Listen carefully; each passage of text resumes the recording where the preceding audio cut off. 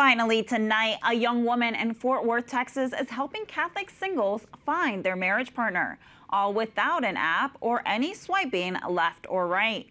Instead, she is seeking a match and a spark. Matchmaker Madigan says most dating apps do not treat people with full dignity, so she launched her own business, helping Catholic singles find the one. Madigan says she is on a quest to change romantic relationships for good. Her database already features more than 500 people from all 50 states. And Matchmaker Madigan joins us now. Now, Madigan, before we get started, a recent study suggested there was a direct correlation between the rise of smartphone culture in the United States and a sharp decline in both the marriage rate and fertility rate. You're on the front lines, so to speak. What are you seeing? Yeah, it's so true that we had the phones to be more connected, and the more that we continue to use them, people keep finding that they're feeling farther and farther apart. So we're having people who are only asking people out virtually. I met a gentleman recently who didn't even know that women wanted him to be asked out in person.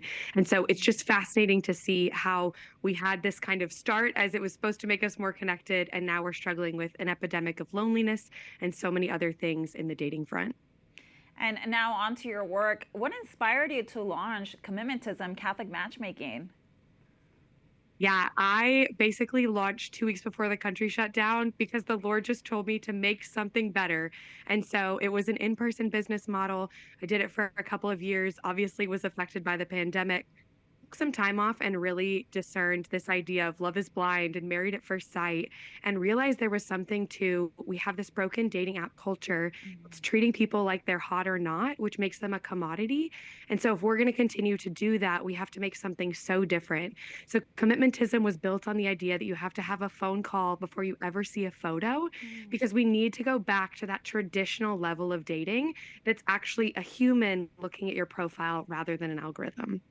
Now let's dive into this distinction you're making between like the dating apps and the work that you're doing. Could you tell us like kind of like what the problems you were identifying were, and then just how your work has been addressing that? Dating apps have been compared to gambling before. And so it's when do you stop? When do you do this?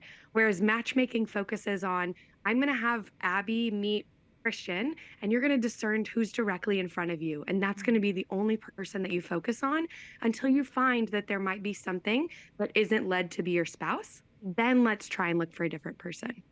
That's great. And can you walk us through the customer journey for your clients? What can potential clients expect? Yeah, you can sign up for free at commitmentism.com. You join our database. I love puns if you haven't met me. And so you join our database for free. If you're looking to work with me, we would have a one-on-one phone conversation, and then I would kind of go over all of your preferences. I have a questionnaire. It's about 60 questions deep. So I hopefully get to know who Abby is and what she's looking for in a very tangible way. And then we would kind of go through and decide what works best for you. And then I would basically, if I find someone that I want you to meet, I would find a time for all three of us to get on a call together. Prior to the call, I'd give you enough information for you to be curious, but not enough that you can ever Google. So you have to keep an open heart and open mind. And then we get on the call together. I begin the call in prayer and then leave. And so it's this beautiful opportunity for me to introduce, to bring the faith. I always say that if I introduce you to your future spouse, you guys will have prayed within the first 5 minutes of meeting. And what a beautiful gift that I get to share with y'all.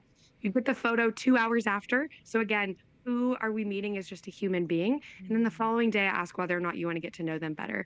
And then I encourage you to go on your lovely little way and date. I always say matchmakers can introduce good people to good people, but past that, you're in charge of dating and pursuing one another. I love that. And can you tell us what sort of things are you looking for when you're pairing Catholic men and women? We start with their priorities. So they're telling us, I want to stay because of family. I really have this focus or this preference. And then we look at, desires and deal breakers. We look at, do they have a similar faith background? Do we have a convert and a revert, or do we have a cradle Catholic? Those things are not determining what will always work, but it can kind of help to say if we've had similar journeys, we might understand each other in a new way that sometimes the dating apps can't. They just look at who you are right now. So I kind of get a full picture of who you are and what you're looking for.